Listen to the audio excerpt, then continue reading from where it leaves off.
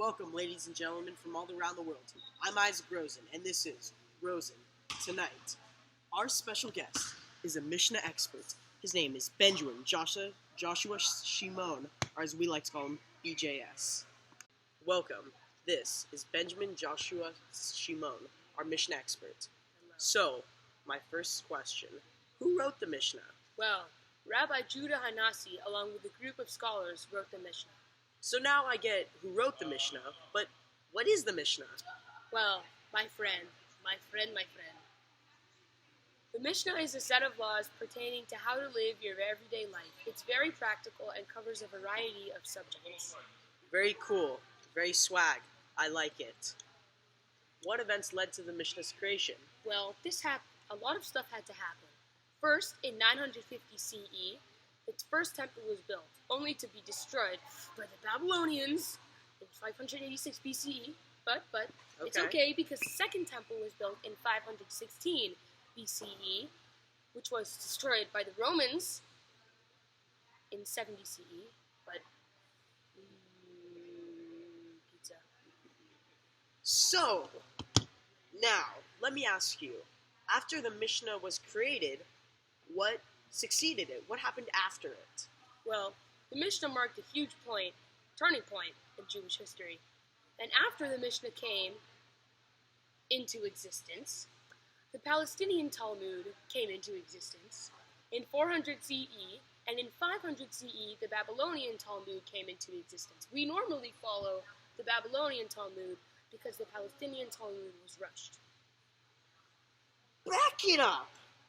What relevant changes does this have on Judaism? What's the meaning? Well, after it was written that Toshba, or Torah Sheba'al Peh, took over, which is the oral Torah, but you can also call it the Talmud, there were more synagogues and no big temples anymore, and people began to pray, like prayers, instead of connecting to God through sacrifice. Finally, rabbis became religious leaders, not the Kohanim. Thank you for joining us. We'll be back after this break. When was the Mishnah written? In 200 CE. So I understand that the Mishnah is a book of laws, but is there a time when the Mishnah is more lenient? Yes, for laws about the Shema and reciting it in the evening. The strict law is that you need to do it by midnight, but the lenient law says you can do it any time before dawn. The reason you have to recite the Shema by certain times is because the religious leaders didn't want people to get lazy and forget about saying the Shema. Oh, that's interesting. The strict ruling stands to distance a Jew from sin. Concerning when you say it in the morning, the strict ruling is that you do it at dawn, but the lenient ruling says that you can say the Shema until 3 hours after dawn. The final rule about the Shema is the position in which to say it. The strict way to say the Shema is laying down, but the lenient ruling brought forth by Hillel is that you can do it while standing or walking. We usually follow Hillel in these matters instead of Shammai because Hillel is more lenient. Thank you. Welcome back to my show, BJS. I have some questions for you, but I feel like I've learned so much from you. I can answer the questions now. Okay, well sure, here's one. Where was the Mishnah written? Rabbi Judiaca Final lived in Galilee. Good Rabbi job. Judiaca Final was the creator of their Mishnah, if you didn't already know. Good job for those just tuning in. Here's another. Where did the Jews live before the Mishnah's creation? They lived in Israel by the first temple. And after the Mishnah? After the second temple was destroyed, all the Jews were spread out around the Middle East. So by the time the Mishnah was created, the Jews were pretty spread out in a lot of places. Okay, Isaac Rosen, I have some more questions for you. First, why was the Mishnah necessary? The Mishnah was necessary for two reasons.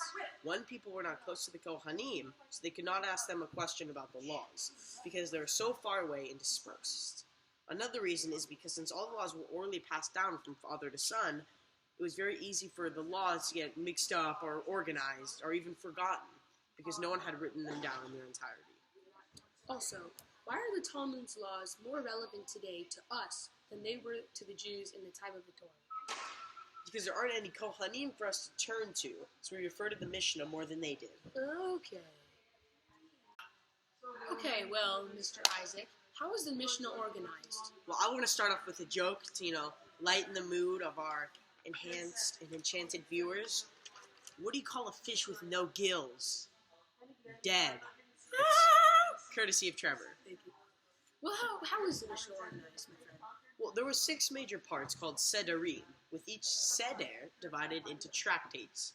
Each tractate were in turn divided into chapters, which were divided into verses. I know, it's a lot of division. This is a math class. This is sometimes called shash, or the 6 orders of the Mishnah. And how is the oral Torah different from the written Torah? And which one of those 2 is the Mishnah? Well, the oral Torah is the Mishnah and the Gemara. And the written Torah is the 5 books of Moses: Genesis, Exodus, Leviticus, Numbers, and Deuteronomy. They are different because the written Torah tells the story of the Jewish peeps and states all of the commandments, while the Mishnah is a group of laws that pretty much explains what's going on in the Torah as far as following all the commandments and how to be a good Jew. I have a question for you, BJS, Benjamin, Joshua, Shimon. How do the Mishnah's laws, guide us in terms of relationship between people? Well, the Mishnah tells us to treat our neighbor fairly and to be nice to everybody. Now, I have one last question for you. How does it guide us in terms of das prayers? Oh, das prayers? We don't have das sacrifices no more. Very cool, very swag, I like it. So, the Mishnah guides us in terms of prayers because it shows us alternate ways to connect with God beyond, the sacrifices of the Torah. Thanks, BJS, for coming on my show. No problemo.